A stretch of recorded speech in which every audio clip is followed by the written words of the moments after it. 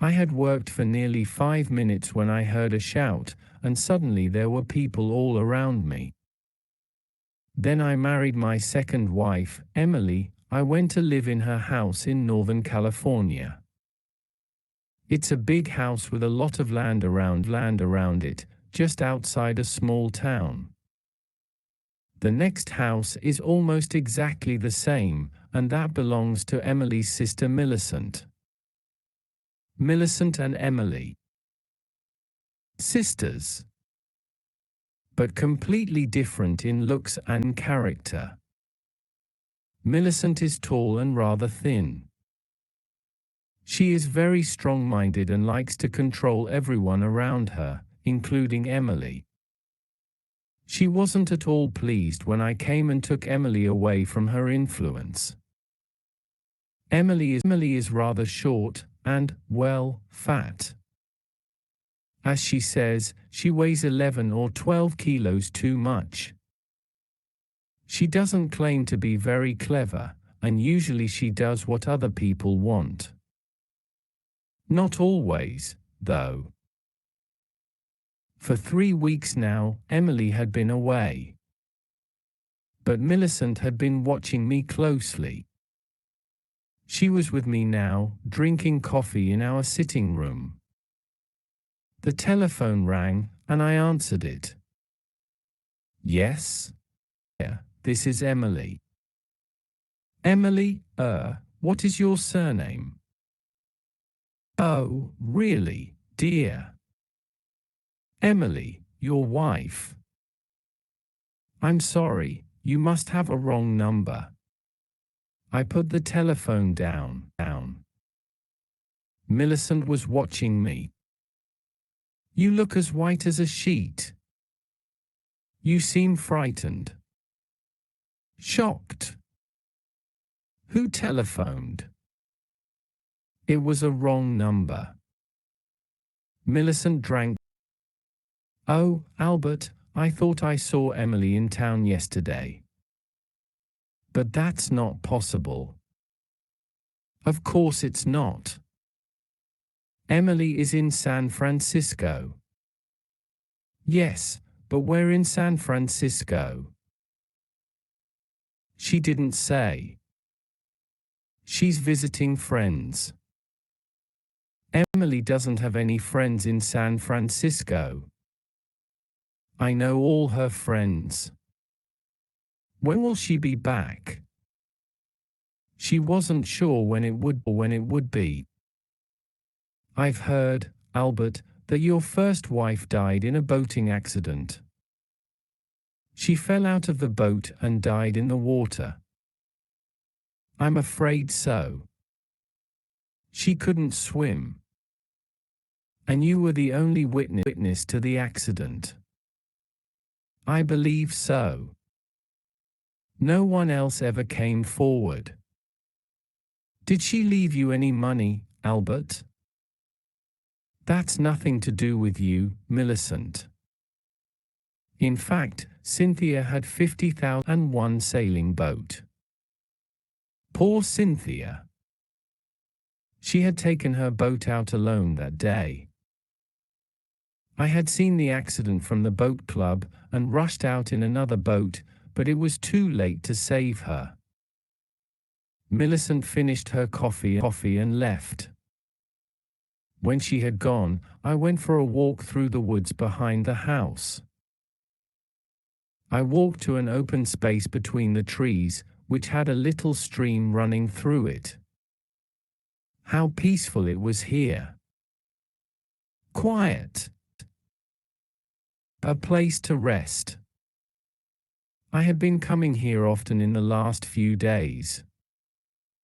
I sat down on a fallen tree near the stream and thought about Emily and Millicent. Their houses and land were very similar, so you would expect them to be. But this was not the situation, as I discovered after my marriage.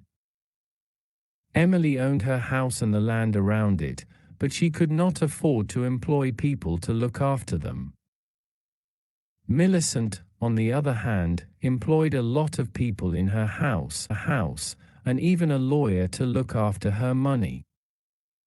She must have $1 million, at least. On Tuesday afternoons, I usually go to the supermarket in town. Today, in the car park, I saw a small, rather fat woman across the street walking away from me.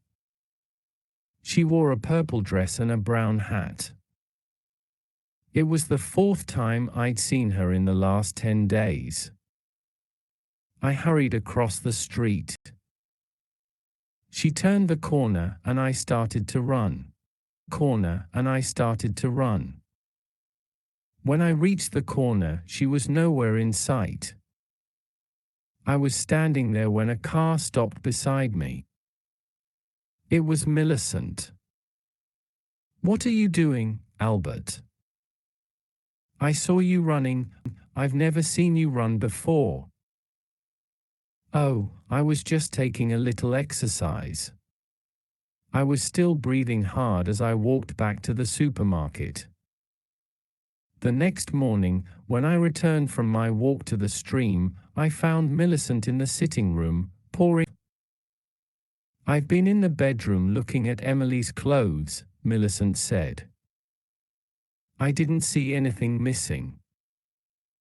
"Why should anything be missing?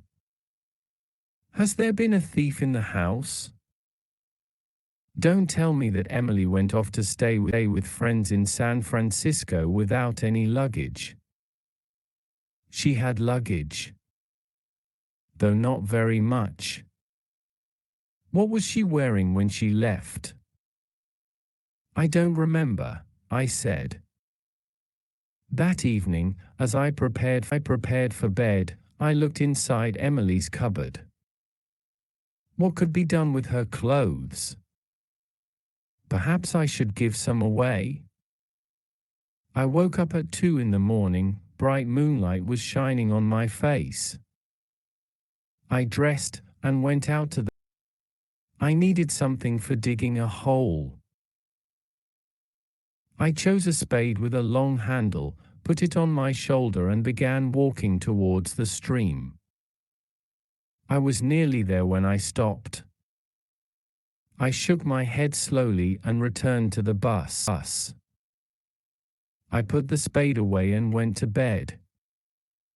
The next morning Millicent came to see me while I was having breakfast. She brought in the Morning Post, which had just come. It included one small blue envelope addressed to me. The writing seemed familiar. The postmark was our local town.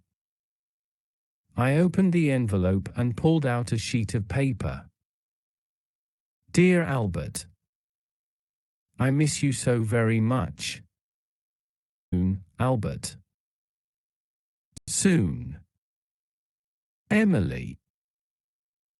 I put the letter and the envelope into my pocket. "Well?"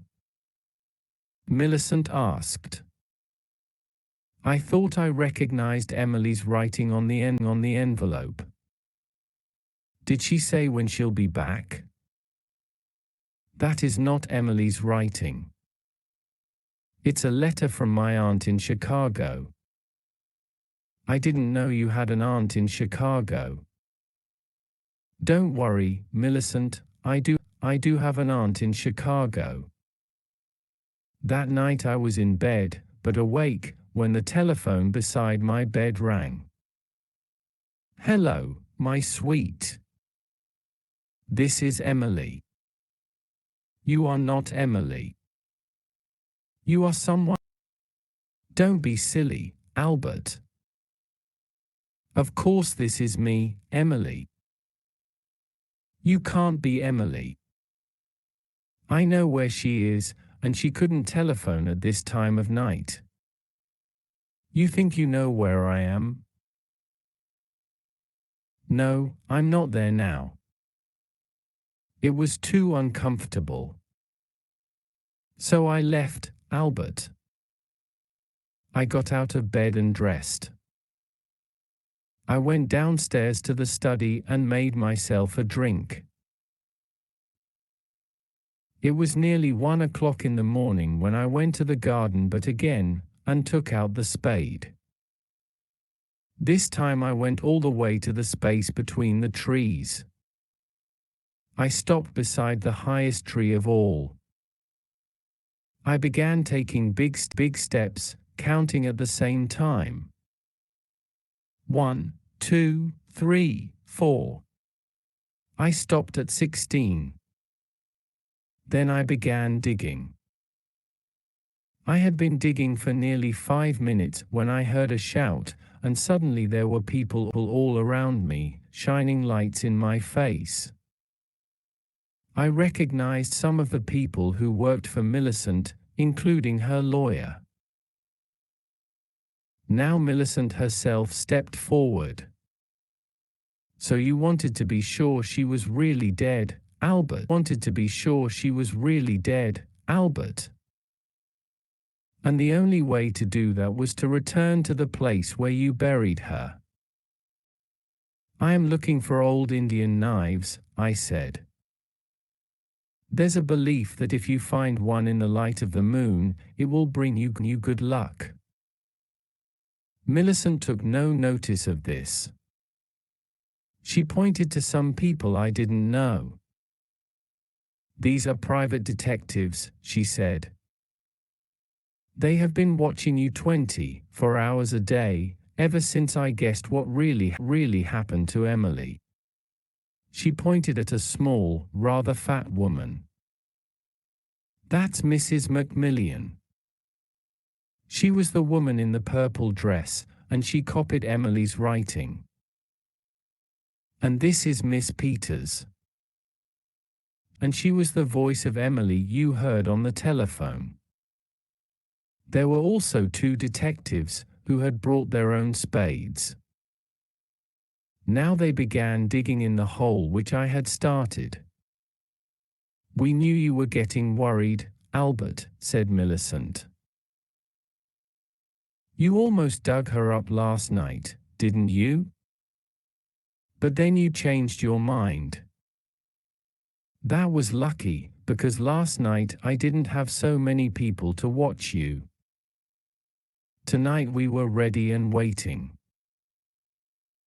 The detectives dug for about 15 minutes and then paused for a rest.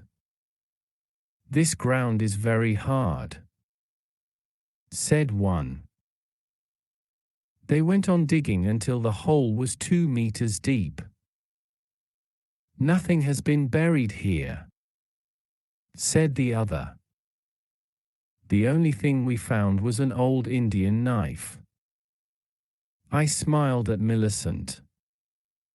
"What makes you think I buried Emily?" I left them and returned to the house. I had guessed from the beginning that Millicent was responsible for the false Emily that had appeared to me in different forms. It was all part of her plan. What had been her aim? Well, she believed that I had killed her sister. I broke down and said, yes, I killed her. I had been playing a game, too. I wanted her to think I was frightened. And, of course, I wanted her to think I had buried the body in that place in the woods. Now I was in a strong position. She had called me a murderer in front of all those witnesses. I could take the matter to a court of law and demand a large sum of money from her. But she wouldn't want to let that happen. She wouldn't want the world to know she had been stupid. She would prefer to pay those people to keep silent. Would that be possible? Well, it would help if I supported her story and said that nothing had happened at all. And I would do that for Millicent. If she gave me some money, a large amount of money. At the end of the week, my telephone rang. "This is Emily. I'm coming home now, dear." "Oh, great. Did anyone miss me?" They certainly did.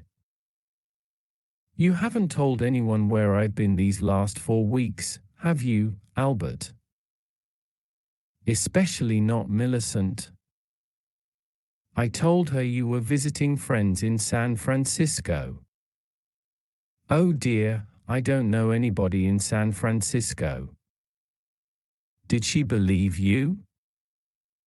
I don't think so. Well, I couldn't tell her I was going to a health farm to lose weight. I would be ashamed. And I wasn't sure that I would manage it. But I have, Albert, I have. I've lost 14 kilos. My figure must be as good as Cynthia's now. Well done, Emily. Why is Emily jealous of my first wife? They each have their place in my heart. Yes, but now none of my clothes will fit me. I'll have to get a lot of new clothes. Do you think we can afford it, Albert? We can now. With some help from Millicent.